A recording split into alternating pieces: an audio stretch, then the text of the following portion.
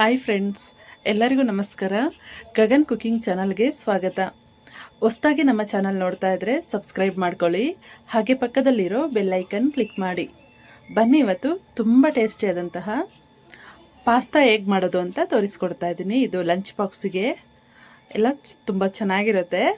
ಈಗ ಹೇಗೆ ಮಾಡೋದು ಅಂತ ನೋಡ್ಕೊಳ್ಳೋಣ.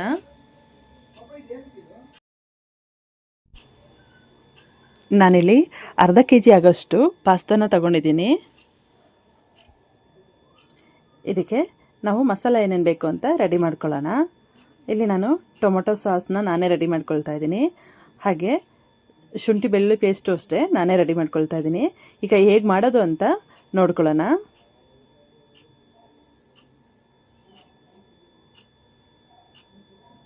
ನಾನಿಲ್ಲಿ ಒಂದು ಅರ್ಧ kg ಆಗೋಷ್ಟು ಪಾಸ್ತಾನ ತಗೊಂಡು, ನೋಡಿಲಿ ಈ ರೀತಿ ಉದ್ದ ಇರುತ್ತಲ್ಲ, ಈ ರೀತಿದ ಪಾಸ್ತಾ ತೊಗೊಂಡಿದ್ದೀನಿ. ಪಾಸ್ತಾ ಯಾವ ಥರ ತೊಗೊಂಡ್ರು ಇದೇ ಮಸಾಲೆನೇ ಹಾಕೋಬೋದು, ಚೆನ್ನಾಗಿ ಬರುತ್ತೆ.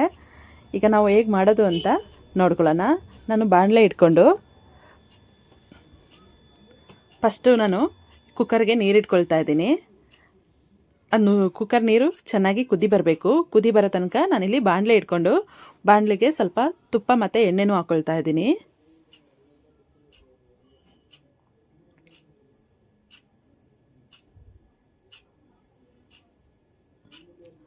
ಇದಕ್ಕೆ ಪಾಸ್ತಾಗೆಲ್ಲ ಸ್ವಲ್ಪ ಜಾಸ್ತಿ ಎಣ್ಣೆ ಮತ್ತು ತುಪ್ಪ ಹಾಕೋದ್ರಿಂದ ತುಂಬ ಟೇಸ್ಟ್ ಕೊಡುತ್ತೆ. ಇದು ಸೇಮ್ ಗೋಬಿ ತಿಂತೀವಲ್ಲ ಅದೇ ಟೇಸ್ಟ್ ಇರುತ್ತೆ. ನಾವು ಈ ರೀತಿ ಮಾಡೋದ್ರಿಂದ ಸೇಮ್ ಗೋಬಿ ಟೇಸ್ಟೇ ಸಿಗುತ್ತೆ ನಿಮಗೆ.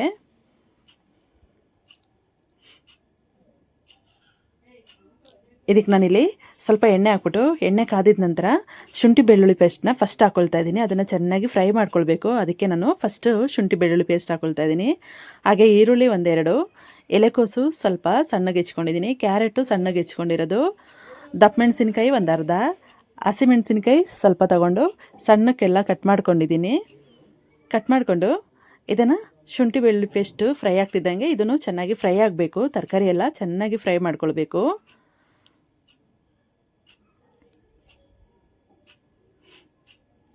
ಇದು ಚೆನ್ನಾಗಿ ಫ್ರೈ ಆಗ್ತಾ ಇರಲಿ, ಅಲ್ಲಿವರೆಗೂ ನಾನು ಕುಕ್ಕರಲ್ಲಿ ನೀರಿಟ್ಟಿದ್ದೆ, ಅದು ಕುದೀತಾ ಇದೆ. ನೋಡಿಲಿ ನೀರು ಚೆನ್ನಾಗಿ ಕುದಿ ಬರ್ತಾ ಇದೆ. ಈ ನೀರಿಗೆ ನಾನಿಲ್ಲಿ ಸ್ವಲ್ಪ ಉಪ್ಪು ಹಾಕ್ಕೊಳ್ತಾ ಇದ್ದೀನಿ. ಉಪ್ಪು ಹಾಕ್ಬಿಟ್ಟು ಪಾಸ್ತಾನ ಎಲ್ಲ ಒಂದ್ಸಲ ಬೇಯಕ್ಕೆ ಹಾಕ್ಕೊಳ್ತಾ ಇದ್ದೀನಿ. ಈಗ ನೀವು ಅನ್ನ ಹೇಗೆ ಬೇಯಿಸ್ಕೊಂಡು ಬಸಿತೀರಾ ಅದೇ ರೀತಿ ಪಾಸ್ತಾನೂ ಅಷ್ಟೇ ಸ್ವಲ್ಪ ಬೇಯ್ತಿದ್ದಂಗೆ ಬಸ್ಕೊಬಿಡ್ಬೇಕು. ಅದನ್ನೆಲ್ಲ ಚೆನ್ನಾಗಿ ಬಸಿಬೇಕು. ಈ ನೀರಿಗೆ ನಾನಿಲ್ಲಿ ಒಂದು 2 ಸ್ಪೂನ್ ಆಗೋಷ್ಟು ಎಣ್ಣೆ ಹಾಕ್ಕೊಳ್ತಾ ಇದ್ದೀನಿ. ಎಣ್ಣೆ ಹಾಕೊಳ್ಳೋದ್ರಿಂದ ಅಂಟಂಟಾಗಿ ಇರೋದಿಲ್ಲ, ಉದ್ರುದ್ರಾಗಿ ಬರುತ್ತೆ. ಎಣ್ಣೆ ಹಾಕ್ಬಿಟ್ಟು ಅದು ನೀರು ಚೆನ್ನಾಗಿ ಕುದಿ ಬರಬೇಕಾದ್ರೆ ನಾನಿಲ್ಲಿ ಪಾಸ್ತಾನೆಲ್ಲ ಹಾಕ್ಕೊಳ್ತಾ ಇದ್ದೀನಿ. ಸುಮಾರು ಒಂದು ಅರ್ಧದಿಂದ 3/4 kg ಅಷ್ಟು ಪಾಸ್ತಾ ತಗೊಂಡಿದ್ದೆ, ಅದನ್ನು ಹಾಕ್ಕೊಳ್ತಾ ಇದ್ದೀನಿ. ಹಾಕ್ಬಿಟ್ಟು ಚೆನ್ನಾಗಿ ಕುದಿಯಕ್ಕೆ ಬಿಡಬೇಕು. ಪಾಸ್ತಾನ ಸ್ವಲ್ಪ ತಿರುಗಿಸ್ತಾ ಇರಬೇಕು, ಅವಾಗವಾಗ ಕೈನಲ್ಲಿ ತಿರುಗಿಸ್ತಾ ಇರಬೇಕು.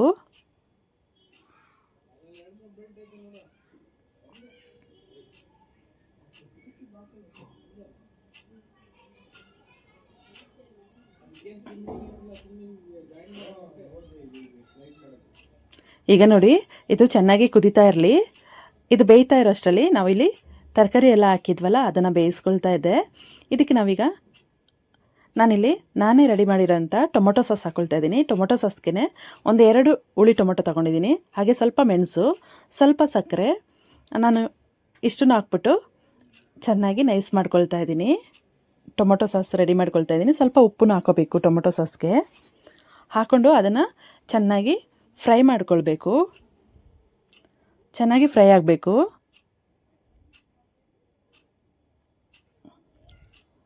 ಸ್ವಲ್ಪ ಎಣ್ಣೆ ಕಮ್ಮಿ ಆಯಿತು ಅಂದರೆ ಸ್ವಲ್ಪ ಎಣ್ಣೆನ ಹಾಕ್ಕೊಳ್ಬೇಕು. ನಾನಿಲ್ಲಿ ಜಾರ್ ಸ್ವಲ್ಪ ತೊಳೆದ್ಬಿಟ್ಟು ಆ ನೀರನ್ನು ಹಾಕ್ಕೊಳ್ತಾ ಇದ್ದೀನಿ. ಆ ನೀರನ್ನ ಹಾಕ್ಬಿಟ್ಟು ಚೆನ್ನಾಗಿ ಕುದಿಯೋದಕ್ಕೆ ಬಿಡಬೇಕು.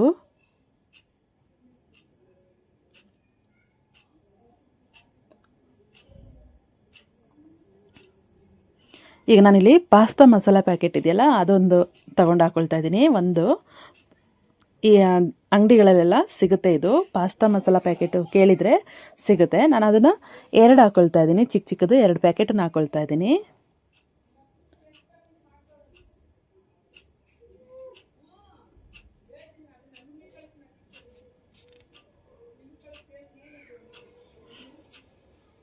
ಈಗ ಇದನ್ನು ಚೆನ್ನಾಗಿ ಫ್ರೈ ಆಗಬೇಕು, ಮಸಾಲ ಎಲ್ಲ ಚೆನ್ನಾಗಿ ಫ್ರೈ ಆಗಬೇಕು.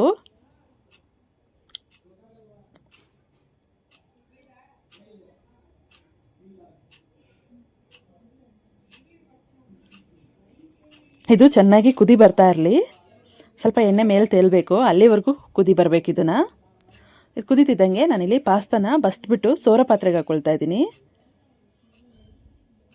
ಅದು ಚೆನ್ನಾಗಿ ಬೆಂದಿದೆ, ಮುಟ್ಟಿದ್ರೆ ಗೊತ್ತಾಗುತ್ತೆ, ಪೀಸ್ ಆಗುತ್ತೆ. ಆ ಥರ ಆದರೆ ಇದನ್ನು ಸೋರ ಪಾತ್ರೆಗೆ ಹಾಕ್ಬಿಟ್ಟು ಇದ್ರ ಮೇಲೆ ನಾನು ತಣ್ಣೀರನ್ನ ಹಾಕ್ಕೊಳ್ತಾ ಇದ್ದೀನಿ.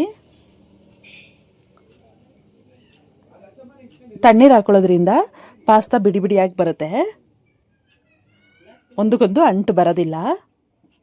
ಈಗ ನೋಡಿ, ಈ ಗ್ರೇವಿ ಚೆನ್ನಾಗಿ ಕುದಿ ಬರ್ತಾ ಇದೆ. ಇದಕ್ಕೆ ನಾನಿಲ್ಲಿ ಅರಿಶಿನ ಪುಡಿ ಸ್ವಲ್ಪ ಹಾಕ್ಕೊಳ್ತಾ ಇದ್ದೀನಿ,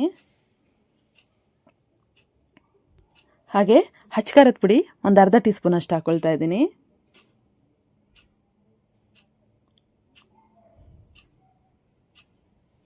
ನಾನಿಲ್ಲಿ ಬ್ಯಾಡಗಿ ಮೆಣಸಿನ್ಕಾಯಿದು ಪೌಡ್ರ್ ಮಾಡಿಕೊಂಡು ಹಚ್ಕಾರದ ಪುಡಿ ಹಾಕ್ಕೊಳ್ತಾ ಇದ್ದೀನಿ, ಕಲ್ಲರ್ಗೋಸ್ಕರ.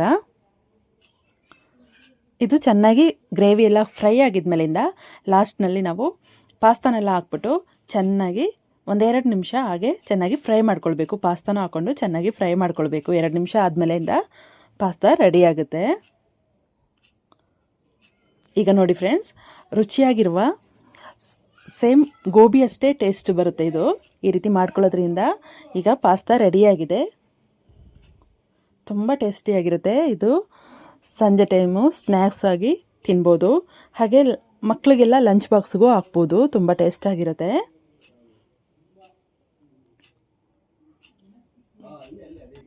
ಈಗ ಪಾಸ್ತಾ ರೆಡಿಯಾಗಿದೆ ಫ್ರೆಂಡ್ಸ್. ಈ ರೆಸಿಪಿ ನಿಮಗೆ ಇಷ್ಟ ಆಯ್ತಂದರೆ ಪ್ಲೀಸ್ ಕಮೆಂಟ್ ಮಾಡಿ, ಲೈಕ್ ಕೊಟ್ಟು ಶೇರ್ ಮಾಡಿ, ಹಾಗೆ ಗಗನ್ ಕುಕಿಂಗ್ ಚಾನಲ್ಗೆ ಸಬ್ಸ್ಕ್ರೈಬ್ ಮಾಡಿ. ಯಾರೆಲ್ಲ ಸಬ್ಸ್ಕ್ರೈಬ್ ಮಾಡ್ಕೊಂಡಿಲ್ಲ ಅಂದರೆ ಸಬ್ಸ್ಕ್ರೈಬ್ ಮಾಡ್ಕೊಳ್ಳಿ, ಹಾಗೆ ನಿಮ್ಮ ಫ್ರೆಂಡ್ಸ್ ಆ್ಯಂಡ್ ಫ್ಯಾಮಿಲಿಗೆಲ್ಲ ಶೇರ್ ಮಾಡಿ. Thank you friends.